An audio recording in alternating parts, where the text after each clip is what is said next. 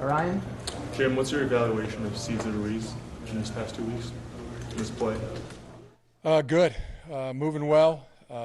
He's continuing to learn all the nuances of playing the center position.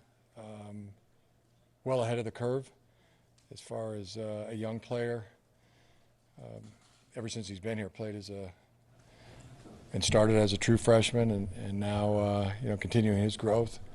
But just on the track of being an outstanding player. In the middle here, Steve. Jim, could you share with us the true Wilson story? A guy who comes in, walk on, who knows what his chances are, what you've seen him do to get where he is now? Just tremendous plus, across the board. He recruited, he was going to be a defensive back, and then, after some weeks, he said he really wanted to concentrate as a running back, and we don't mandate what position a guy plays. So he went over to running back, and then just started climbing the depth chart. Ever since that early move from defense to offense, a real inflection point hit right around early spring ball, where he just was getting better and better, and really running well, and physically running good through arm tackles, and that progressed. I thought his vision got a lot better in training camp. He really was taking coaching early through training camp, and then he hit another spot where inflection point where he just went straight up. So those two times of the year really stand out: early spring ball, and then about 8-9 days into training camp. And he's really seeing things well. He's big improvement. He's not running into the thick of the defender anymore. He's able to see the hole. He's able to go for the soft shoulder of a defender rather than try to take him right down the middle. His pass protection is very good. It's all been good. Continuing to improve. A team favorite, earned a scholarship in training camp, which has been fantastic. I mean, this past game, 74 players played, 18 started their careers as walk-ons, and Will Hart over 50 on the net punt this week, outstanding. Both McCurry brothers got in the ball game. Could go right down the list of guys: True Wilson and Jordan Glasgow and Stardust and Spate and Hunter Reynolds, and really pleased with how our players are improving, especially guys that came in with out of scholarships. So thanks for asking. All the way on your left, Casey. Jim, just kind of talk about special teams. How would you evaluate it as that whole? I know you mentioned it a little bit with Will Hart, but overall, how do you think special teams is going? We're really good. Made a big play in each of the first two games. Kickoff return for a touchdown and a block punt, and really solid kickoff coverage. The one opportunity to pin the opponent down inside the 20-yard line, and that's a big play in that game in terms of field position. Punting group has really been good. So Jake Moody, really happy about him, and with the field goal unit, we're 1 for 3 right now, and that's not the percentage we'd like to be. In the middle, Adam. Jim, you guys have had really good recruiting classes, the defense. How is a guy like Noah Burbush? He didn't really come in with a ton of hype. How has he maintained a starting position, a key role on the team? Well, he's a very dedicated player. He's got all the attributes of size and speed, and he's really smart. He's got everything you'd want as in a football player, and you watched him for a few years now, going on 4, and I've always thought of Noah Furbush as a guy who could be an NFL player, and it's a very, very interesting and compelling story that he's very serious about football, and it's very important to him, but that's not what he wants to do after college. He wants to go into the military. He wants to fly jets, and been an aerospace engineer, already graduated. Now he's a graduate studies space engineering. Got his pilot's license 2 summers ago. So it's as I said, a compelling story, and great to see him having success on the football field, because I know that's really important to him. To follow up, you mentioned the pilot's license, and he wants to be a jet pilot. Does he have kind of a thrill seeker side to him? That doesn't seem like it's something that not everybody does. Does he have kind of a thrill seeker element to him? I don't know if I would say that. I mean, he's I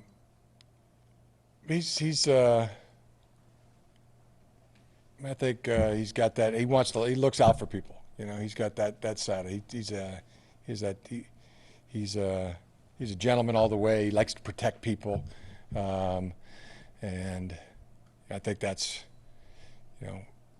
probably the bigger motivating factor than being a thrill seeker, in my opinion. Right in front, Nick. Jim, you said last week you were going to stick with the same line. You did. They rushed for 300 yards. I mean, how did you see them respond in practice, and what's your overall confidence level, whatever, with those guys, the 5 that you got out there? Yeah, just keep improving. That's our mindset, and it was good to see Jalen Mayfield get in the game. It was good to see James Hudson get in the game and do well. Both those players, we want to see them come fast, and we got good hopes for both those tackles, and it's kind of a race to see how fast they can get up to speed. And in James's case, it was good to see him play good in the game, and have that real focus and that intensity. And I really truly believe he'll be a fantastic football player. The next step is in practice as well. Really having that same kind of mentality in practice, and the things you see in young players where they keep that mental focus and not get tired, and really grind, and saw it in the game, so it's there, and the athleticism is there. Jalen Mayfield, it's just he's really got everything that you're looking for. Just needs time on task, So those practices are really important for him as well, and excited about today's practice for both those players. Were they close? You let them compete in camp. Were they close? Oh yeah, to beating those veterans out for. They're in the ballpark, yeah. So that bodes well for us. We want depth there. We want how fast can they get to where they're the best player at that position. Time will tell. But very pleased with John Runyon and Juwan Bushell-Beatty. Michael Wanyu's made a lot of strides, in his junior year now. And Ben Bredesen played the best of all the linemen. And he close between who's our offensive player of the game between Ben Bredesen and Shea Patterson, but gave the nod to the offensive lineman, and the 300 yards of rushing, plus the pass protection, Ben, was the outstanding member of that group, but it was close. So yeah, you're seeing good improvement. Talked about Caesar already. Just really doing a lot of really good things athletically and physically. He's playing strong, and he's able to get up on the second level, and from an understanding standpoint, it's coming fast to him, and excited about it. Back left. Jim, when you have games like Western and SMU coming up, games that are perceived as very winnable, what do you guys evaluate as coaches? I mean, you look at the score, but I mean, are you looking at more like the footwork and what sort of things as coaches can you guys gain from a 46-point win? A lot of things. The amount of players that were able to play, execution was better.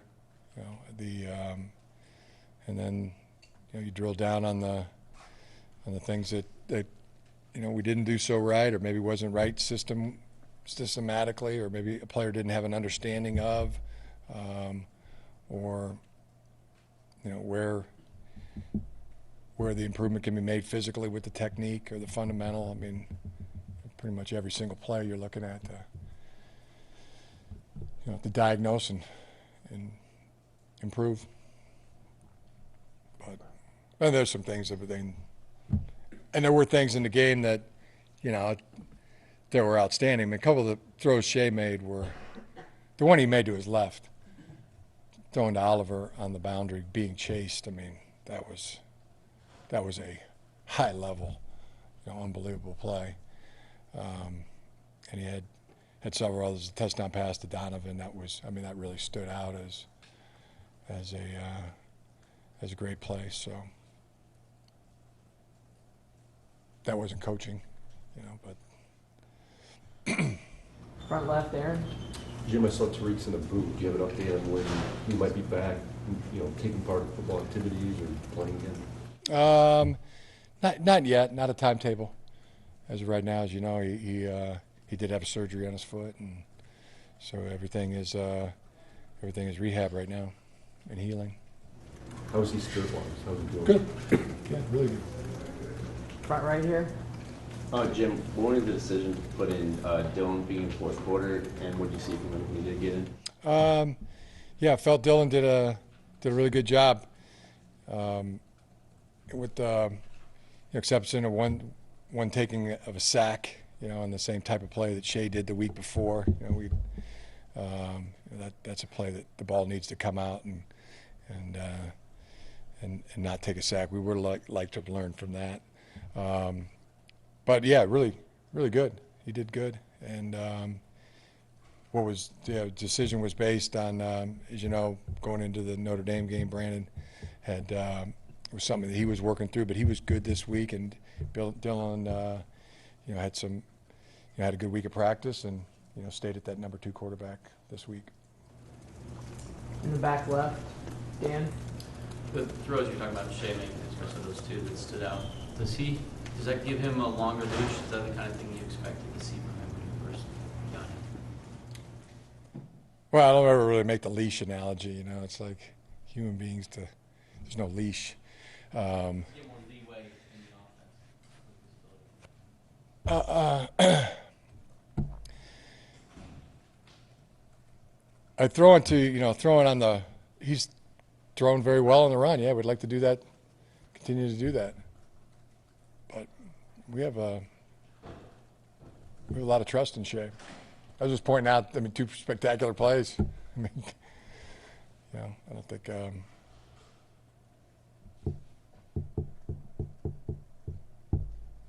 the middle right here, John. Coach, you had a pretty big supporter of Michigan football back on the field Saturday with his team. Any thoughts on John Beilein being able to be back out there after his procedure? Yeah, it was great. He looks great. Had a chance to talk to him after the ball game. We were having a recruiting dinner, and he was doing the same thing, and just it looked like he had a ton of energy, and going to be coaching this year, and very fired up for John. He wouldn't show me a scar though, but maybe some other time. On the left, Cody.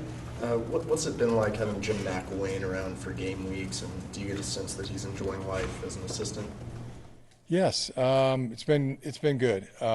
He's done a great job, and really feel like our receivers are improving and ascending and getting to where their abilities are showing, and he's just doing a great job coaching them. He's really competent in what he does and adds so much to everything we do, game planning and helping out in all areas, including calling plays and helping in that area. Great to be around in the office, and just good, really good football coach. You have to ask him how much he's enjoying it, but I'm really enjoying having him on the staff. Got time for a few more over on the left, Mark. Coach, what have you seen from Carlo Kemp since he moved to the interior of the defensive line this offseason? Yeah, great question. Just really strong. He's playing really strong right now, and very dedicated guy and player. I mean, we had no hesitation starting Carlo and playing him a lot, and coming into his own. And but physically, the strength is showing up. Down front here, Angelique. Jim, you got Ambry in there on offense. I mean, is that something, would you like to keep working him in there more and more each week? Sure, that's something that I think is good for us. Can I follow up on, you said with Marshall and Solomon, you said sooner than later. How can you, that timetable? No, I can't really put a time on it. I mean, they were really getting into the category, questionable week to week. Steve? Jim, now that you've had 9 months to work with Ed Warner, talk about what you like about him as a coach and what he's brought to your offensive linemen. A great communicator, really good teacher. Seen a lot of football, and very experienced. Can explain things very well. I enjoy his meetings. Talks so people can understand it, and he's very intense.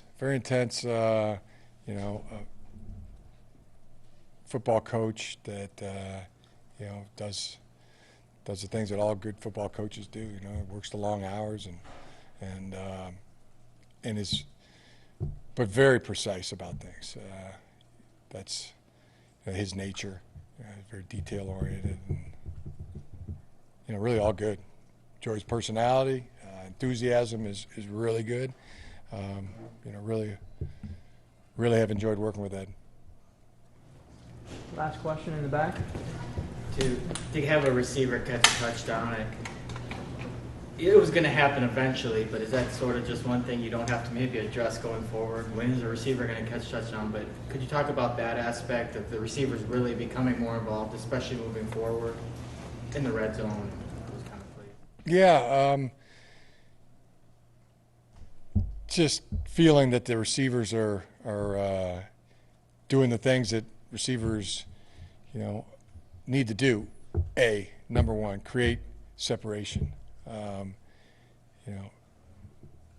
Create space, first. Create space, and then gain separation, and then catch the ball. And I saw that out of Nico, saw that out of Donovan. Grant is doing that, and they're doing it with an assortment of different routes: corners, posts, shallow, crosses. Seeing Oliver do, Oliver Martin,